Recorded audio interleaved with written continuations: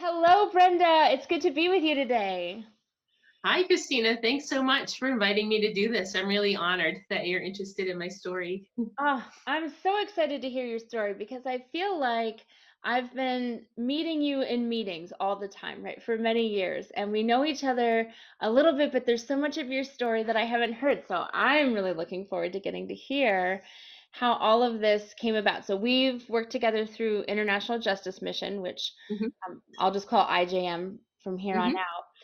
But I have no idea how you got involved in that, what sparked your interest, the whole story. So I would love to hear that from you.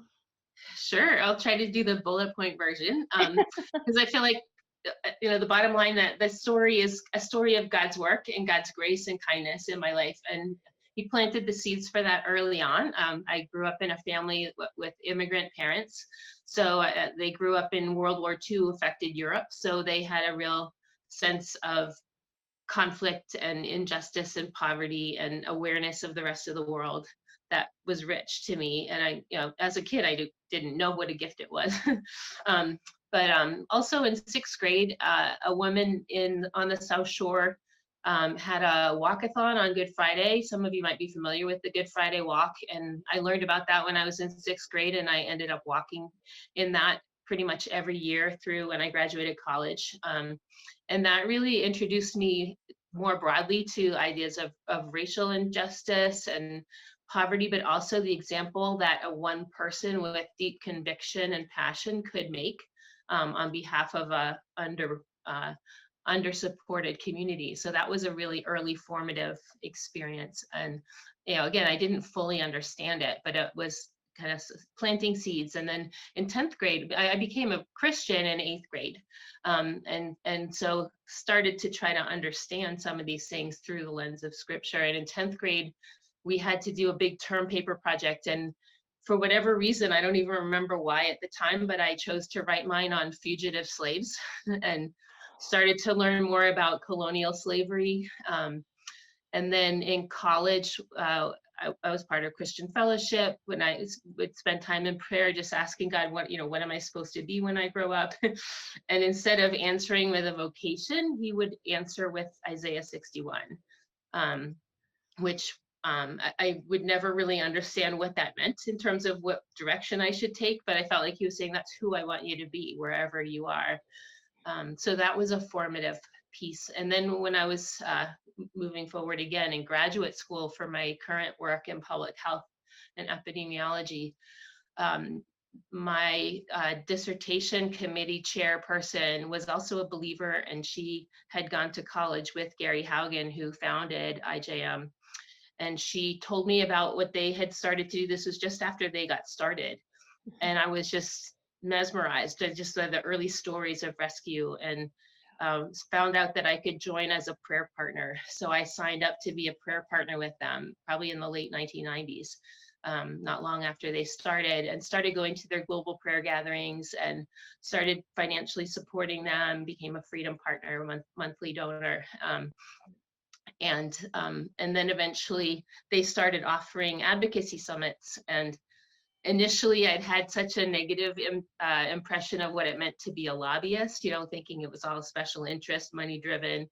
But I loved being around IJM people so much that I decided to go to an advocacy summit in 2011. And I just got hooked on being part of their work of advocacy. And so I've been involved on all of those ways. I'm still a prayer partner. I'm still a financial partner, and been working with advocacy in Massachusetts ever since. So that's the nutshell. It That's good. So many good was things. all And God, God leading, opening those things up to me, and right time, right place, right place, right time. I love the through line, right? How this just works in one story. I find that to be also super valuable and helpful. And I can imagine as you're doing this work. So just a little context in our church we've been doing this whole sermon series, Secrets of a Joy-Filled Life, which could Cool. feel a little bit like that's too grandiose, right? To live this joy-filled existence. But there's these little ways in which joy touches us and influences us and informs us, and I don't know. I'm trying to hear from people in their worlds. How do you experience joy in the things that you're feeling so called to? Hmm. Yeah. So, yeah, and it maybe it feels a little bit ironic to experience a lot of joy from being aware of really dark and brutal experiences of very precious people. but but yeah, I have experienced a lot of joy, um, through seeing prayers answered, praying for a particular rescue operation and knowing that they were able to rescue any number of people, that those people are safe now and in aftercare.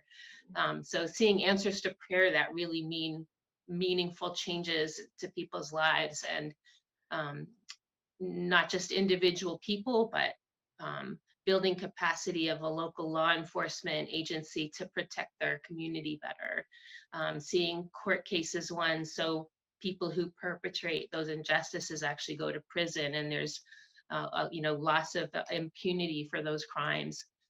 That's incredibly rewarding, and it just fills me with awe every day that God is that personal to send people into those situations to rescue people who are hidden from much of the world, Yeah. um, that he is so faithful to protect people, that he is so able to innovate and bring strategies to do these things well. And so being around the work that IJM is doing is constantly inspiring and humbling, and just puts a lot of things in perspective. Um, so just the satisfaction of having a share in that, but through prayer, seeing a law passed that really makes a difference to a foreign government's ability to build capacity to interact, to intervene, to end these crimes, to feel like we helped to get support for that bill, that we helped to make these funds available to the field offices so that they know they can do this work. It's really, it is joyful, and it also just makes me see who God is more closely, Yeah. um, seeing how personal He is, how much He welcomes us into His work, how faithful He is to do what He says He'll do. So, Yeah. The stories are so touching, and IJM does such a great job of making sure that we get access to that work because mhm, all the things that you're describing, you can be a prayer partner, you can be an advocate, that mhm, can be hidden. You can sometimes have no sense, but IJM does such a good job of, showing here are actual people that have been brought out and who are now thriving years later. It's a mhm. miracle and it's such a gift. Yeah. Some of my favorites are the stories of survivors who not only have they been rescued and brought to safety, but they've also succeeded in receiving aftercare and a lot of healing from the trauma of their abuse. And now they are mentors to other recent survivors, or they're testifying before national governments about the realities of slavery in their country, and just themselves or being part of rescue operations. Some of them are incredibly courageous to go back into the dark places where they were enslaved to help rescue others, and those stories inspire me to no end. So yeah, it just feels like such a privilege, just even as a prayer partner, to have a front row seat to pray for these things and see God work in these, seeming to do what would be impossible. Yeah. But he does it, and even through us, even through his people. So yeah, Yeah. it's Yeah. really good. And we're already talking about all the things that are difficult. We're sort of talking about it from their perspective. It's also true for us, right? These things, this is a long haul. You're describing your whole life, starting when you were very young, all the way to Mhm. now, and the many iterations that right, we continue to learn and we continue to find ways to engage. So how do you work with all of your own frustrating moments?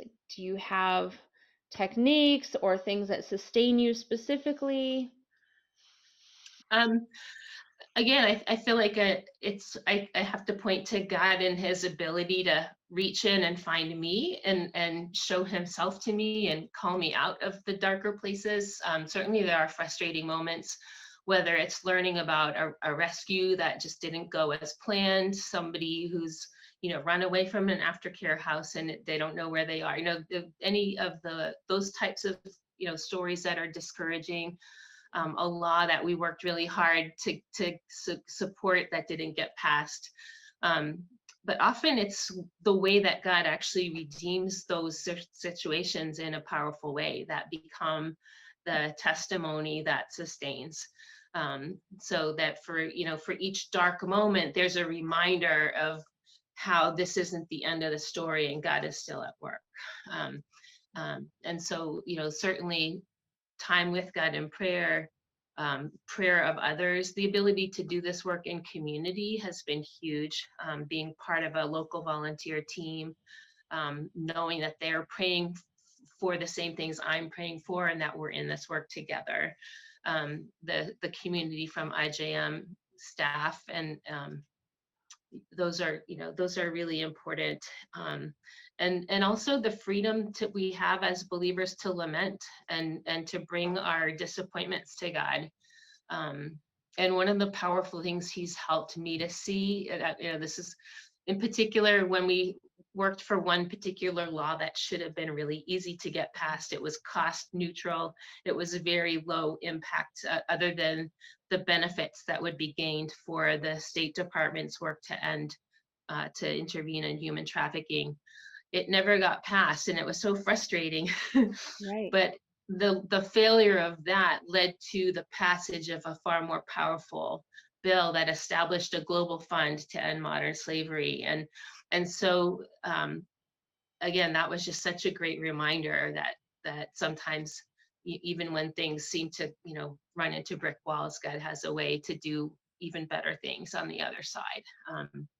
And but we have the freedom to lament and pour out our disappointment, and remembering that Jesus, I think it's in Hebrews where it says that Jesus lives to intercede for us. Mhm.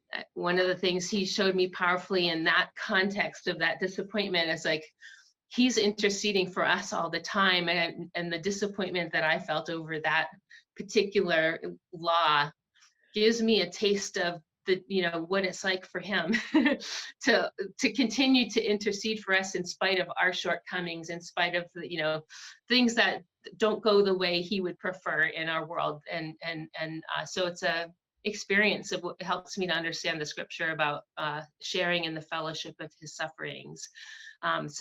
They all kind of have drawn me closer to God and to know God in a much more precious way. um, uh, so yeah, those are the main ways. And to be real, that the discouragements are real, and the suffering of a lot of people in the world is far worse than the worst of what I've had to go through. So Mhm. I'm also that much more aware of how blessed I've been, and how much I can be grateful in spite of the things that disappoint me. So. Yeah. Mm. No, I love what you're saying. I've created this whole joie de vivre journey idea, meaning that like life is supposed to have this exuberance to it, and you have to talk about the difficult. You have to talk about death and dying and suffering. But our story is fraught with rebirth as well. So even the things you're talking about with the law that it should have been so easy to pass, but then it gave birth to something new. It is so difficult. And I feel like I talk about this with people all the time. You have no idea what's coming next. So it can really feel dark. And then if we just keep walking, Hmm. something else emerges. Yeah.